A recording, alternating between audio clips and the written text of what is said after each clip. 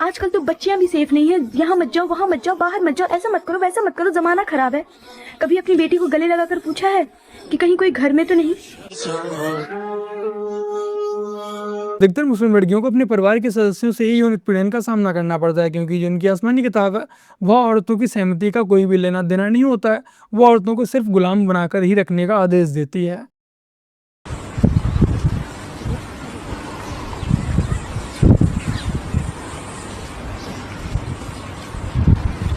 इस औरत व इसके बच्चों को काले तंबू में ऐसे देखकर मैं साफ साफ कह सकता हूँ कि ये किसी भी मजहब को फॉलो नहीं कर रहे। ये लोग एक बीमारी से ग्रस्त हो चुके हैं। पता मैं क्या कानून बना, अगर 250 ग्राम तक योगी जी की अम्मा का गोश्त पाया जाए। तो मेरे प्यारे भाई बहनों, आप लोगों को ये मौलाना याद है या फिर आप लोग इस मौलाना को भूल गए जिसने योगी जी की माता को लेकर बहुत ही अभद्र टिप्पणी की थी?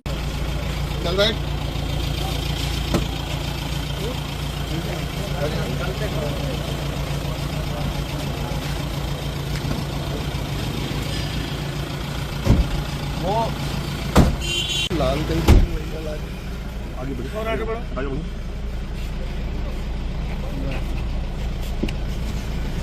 क्यों किया था ऐसा तुमने मौलाना, क्यों किया था? तो फिलहाल बिहार से इन्हें उठाकर यूपी पुलिस को सौंप दिया गया है।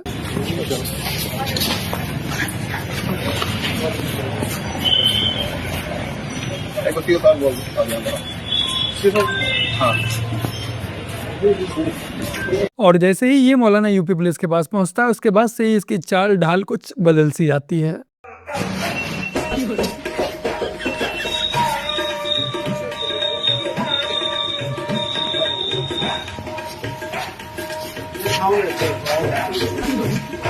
हाँ भैया, थोड़ा पीछे लिए कर लीजिए।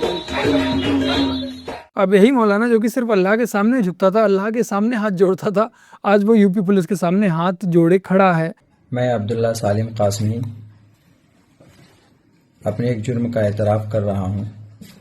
5 मई सन 2024 को ज़िला भागलपुर के एक बस्ती में मीरानचक में एक समाज सुधार तालीमी अवेयरनेस कॉन्फ्रेंस में मैं हाज़िर हुआ था और उसमें मेरी स्पीच हुई थी। उसी बीच में मेरी ज़ुबान से कुछ ऐसी गंदी बातें निकली।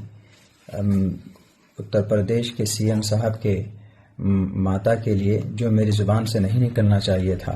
मैं अपनी इस गलती का बिल्कुल हाथ जोड़कर अपना एतराफ़ करता हूं और अपनी इस माफ़ी मांगता हूं कि आइंदा से ये गलती मुझसे नहीं होगी। और मैं ये पैगाम तमाम साथियों को देना चाहता हूं, देशवासियों को, कि अपनी स्पीच में, अपनी तकरीरों में ऐसी बात न कहें कि जिससे किसी व्यक्ति की या किसी धर्म की किसी को तकलीफ़ पहुँचे और फिर आपसी माहौल बिगड़े। तो अपने इस जुर्म का मैं दिल की उससे माफ़ी का तलबगार हूँ कि मुझसे आइंदा कभी ये गलती नहीं होगी। और मैं खुसूसन उत्तर प्रदेश के सीएम साहब से भी माफ़ी का तलबगार हूँ कि मेरी ज़ात से कोई तकलीफ़ पहुँची है तो हमें माफ़ फरमा दें।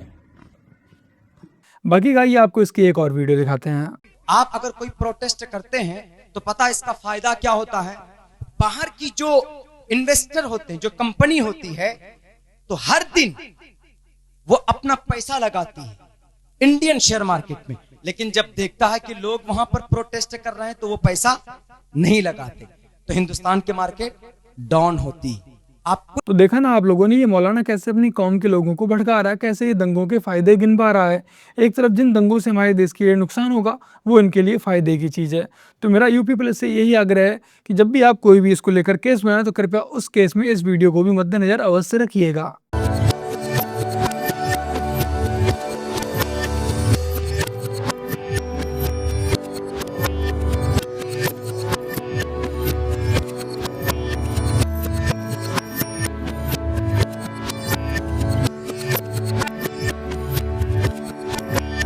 अगर आप गरीब हैं और बाकी बारी मंदिर दर्शन करने के लिए जा रहे हैं तो अब वहाँ आप बाउंसर के जरिए धक्का मुक्की भी झेल सकते हैं और मार भी खा सकते हैं।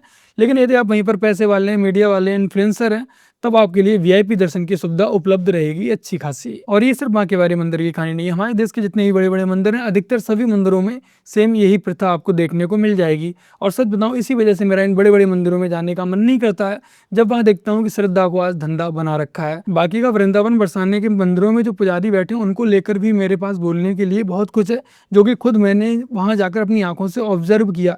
लेकिन अगर मैं वो यहाँ पर वैसा का वैसा ही बोल दूंगा जो चीज़ मैंने देखी, तो हो सकता है कि मुझे हिंदू विरोधी का टैग मिल जाए। तो कुल मिलाकर बस मैं यही कहना चाहूंगा कि जो हमारे धर्म के ठेकेदार बने बैठे हैं वो गलत लोग बने बैठे हैं। America cannot buy oil from Russia, Iran, Iraq before taking permission from America.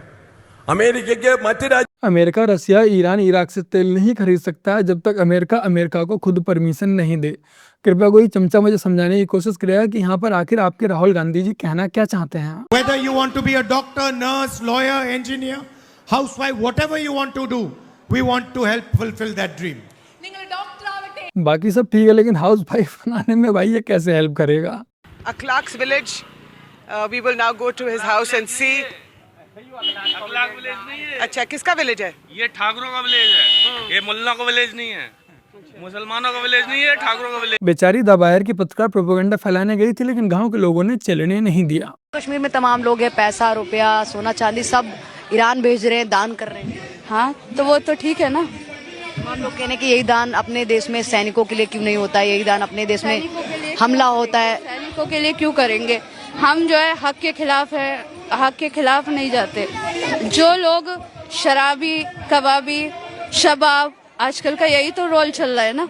सैनिक थोड़ी ना ये सब करते हैं। सैनिक कर रहे हैं कि क्या कर रहे हैं हमें तो पता नहीं। सैनिकों देश के सैनिक जो सुरक्षा कर रहे हैं बॉर्डर पे, यहाँ हमारे शिया के सैनिकों के लिए नहीं हो रहा है ये कुछ, जो कुछ हो रहा है यहाँ पे हो रहा है ईरान के लिए, ईरान के लिए हो रहा है, जन्नतुल बकी के लिए हो रही है ये सारी बातें। तो सैनिक नहीं इम्पोर्टेंट है इस देश। इस टाइम सैनिक इम्पोर्टेंट नहीं है, इस टाइम हमारे रहबर इम्पोर्टेंट है और इस टाइम हम जो है उनके साथ खड़े हुए हैं बस। ये भारत के वो मुसलमान हैं जिनकी देशभक्ति पर आपको कभी भी शक नहीं करना चाहिए, क्योंकि शक करने की कोई जरूरत ही नहीं है। जो है वो साफ साफ दिख रहा है, सीधे यकीन करो। इजराइल मुर्दाबाद के नारे लगे, अमेरिका मुर्दाबाद के नारे लगे, पाकिस्तान मुर्दाबाद के नारे नहीं लगे, जो कि वो असल में जिसने अफगानिस्तान में कोहराम मचाया, हिंदुस्तान में लगातार कोहराम मचाते रहता है। देखिए, जो आप पूछ रहे हैं कि भाई अफगानिस्तान में 400 लोग बिल्कुल बेहतर, तो वहाँ पहले वहाँ का भी तो देखे ना, जहाँ छोटे छोटे बच्चों को शहीद करा जा रहा है। अमेरिका कितने जुल्म कर रहा है, उसके खिलाफ कोई नहीं बोला। अब अफगानिस्तान में झगड़ा हो गया, उसके आप कह रहे हैं कि 400 लोग मर गए। मैं ये बात समझ रहा हूँ, 4000 मर गए वहाँ का, सोचो जहाँ 4000 मरे, वहाँ का आप नहीं करें कि वहाँ 4000। वहाँ के लिए आप प्रदर्शन कीजिए, ईरान में मृत्यु हुई आप प्रदर्शन कीजिए, लेकिन अफगानिस्तान के लिए भी कीजिए, मैं ये कह रहा हूँ। हाँ, तो कर रहे हैं हम, उसके लिए भी आए यहाँ पर, उनके लिए भी आए हैं, हाँ उसके भी आए। ये वाला अफगानिस्तान के सपोर्ट में क्यों बोलेंगी, पाकिस्तान के खिलाफ आवाज़ क्यों उठाएंगी? क्योंकि यहाँ पे मरने वाला भी मुसलमान था और मारने वाला भी मुसलमान था। इन्हें समस्या सिर्फ गाजा से है, ईरान से है, क्योंकि वहाँ इनकी सुताई लड़ाई करने वाले यहूदी और ईसाई, बस इन्हें इस बात का दर्द है। तो सलीम भाई, तबीयत कैसी है आपकी इस वक्त, और खाना पीना सब सही हो रहा है, और कोई पेट में वैसे तो कोई परेशानी नहीं होती खाने पीने, और परहेज का ही खा रहे हो अभी, तो कैसा फील हो रहा है अभी? अभी तो परेशानी हो गई अभी तो। पहले से तो बेटर होंगे सलीम भाई, पहले से बेटर हो, बहुत बेटर हो है पहले से तो है। तो डॉक्टर कब तक ठीक होने की बोल रहे हैं? 1 महीना, 1 महीने फिट हो जाओगे। तो भाइयों, अभी जो है सलीम भाई बोल नहीं पा रहे हैं, वो इस वजह से नहीं बोल पा रहे हैं क्योंकि आपको गले में नलकी लगी हुई दिखाई दे रही है। देखो अभी सलीम भाई ने अभी उंगली से दिखाई है आपको, ये नलकी लग रही है गले में, इस वजह से अभी बोल नहीं पा रहे हैं। इशारों में बात करते हैं और कुछ लिख कर बात करते हैं, जब तक ये गले में नलकी लगी हुई है। ये नलकी निकलते ही फिर धीरे धीरे सलीम भाई बोलना स्टार्ट कर देंगे, और ये नलकी लगभग 1 हफ्ते में निकल जाएगी ना, 1 महीने में निकलेगी इस बार। ठीक है भाइयों, बस इतना ही कहना था, इस वजह से नहीं बोल पा रहे नलकी की वजह से। तो जय हिंद, वंदे मातरम भाइयों। तो सलीम भाई अब लगभग पूरी तरह से सही हो चुके हैं, 1-2 महीने में वो जल्दी ही बोलने भी लगेंगे। कहते हैं ना कि अल्लाह ताला की मर्जी के बिना एक पत्ता भी नहीं हिलता, तो मुझे लगता है कि अल्लाह ताला सलीम वास्तव को सुरक्षित रखना चाहते हैं ताकि वो मुस्लिम समाज को सही राह पर ला सकें।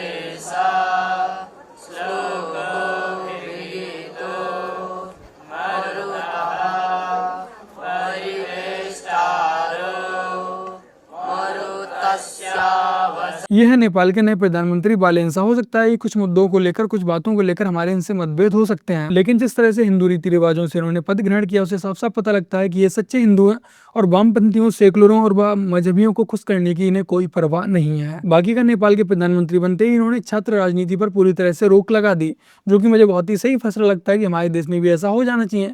भाई आप पढ़ाई करने गए हो तो शांति से पढ़ाई कर लो, और राजनीति करनी है तो कोई पॉलिटिक पार्टी ज्वाइन करो, या ज्वाइन नहीं करनी तो अपनी खुद की बना लो। और इसके अलावा बालेन शाह ने कोचिंग माफियाओं पर भी लगाम कस दी है, और जिस काम को मोदी जी भी नहीं कर पाए उस काम को बालेन शाह ने कर दिया है।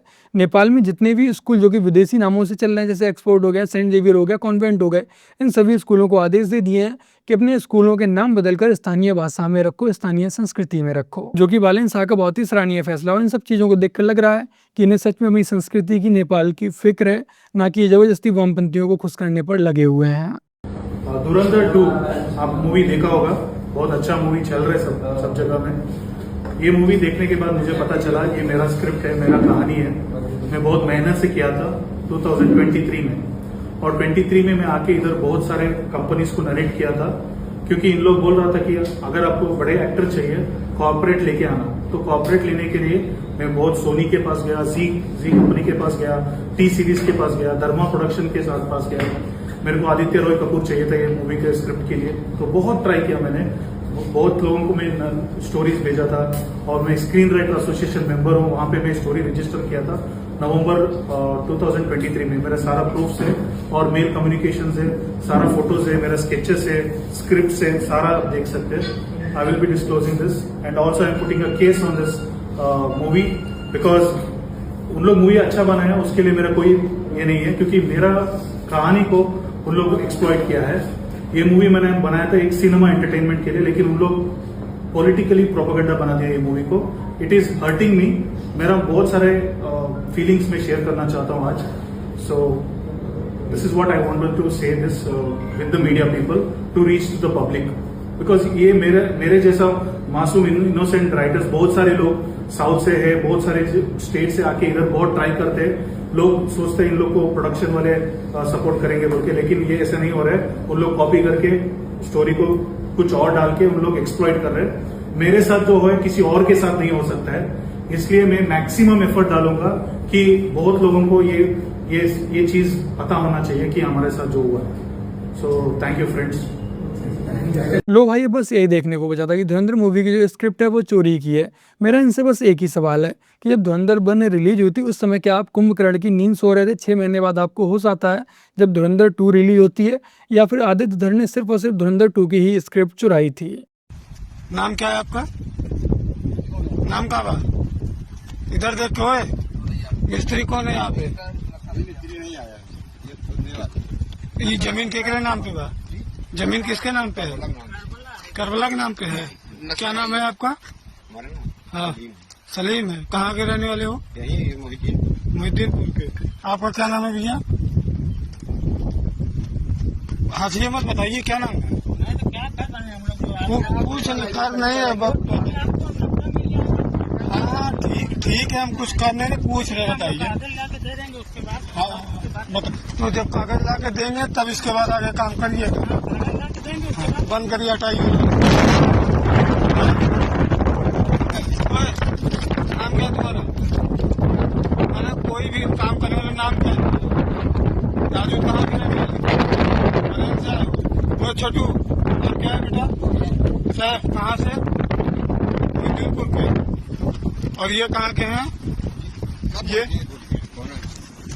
देखा ना आप लोगों ने, ये कैसे दिन ब दिन एक नया पीर तैयार हो जाता है। पहले ये लोग एक जगह की रेकी करते हैं, फिर वहां पर कुछ ईंटें रख देंगे और कच्ची मजार बना देंगे। देखेंगे अब तक इसका किसी ने विरोध नहीं किया, फिर धीरे धीरे वहां पर पक्की मजार का काम चालू हो जाता है। ये जगह घेरने का और वहां पर धीरे धीरे अपनी बस्ती बढ़ाने का और अपना व्यापार चलाने का इनका एक बहुत ही बढ़िया धंधा है। तो बस मेरे प्यारे भाई, आज की अपनी इस वीडियो में इतना ही। वीडियो को लाइक शेयर कमेंट और अपने इस चैनल को सब्सक्राइब ऐसे कर लीजिएगा। और यदि आप लोगों ने लास्ट वीडियो को नहीं देखा तो यहाँ पर क्लिक करके एक बार जाकर इस वीडियो को भी अवश्य देखिएगा। चलिए फिर मिलते हैं एक और नई वीडियो के साथ, तब तक के लिए जय हिंद, वंदे मातरम, जय श्री राम।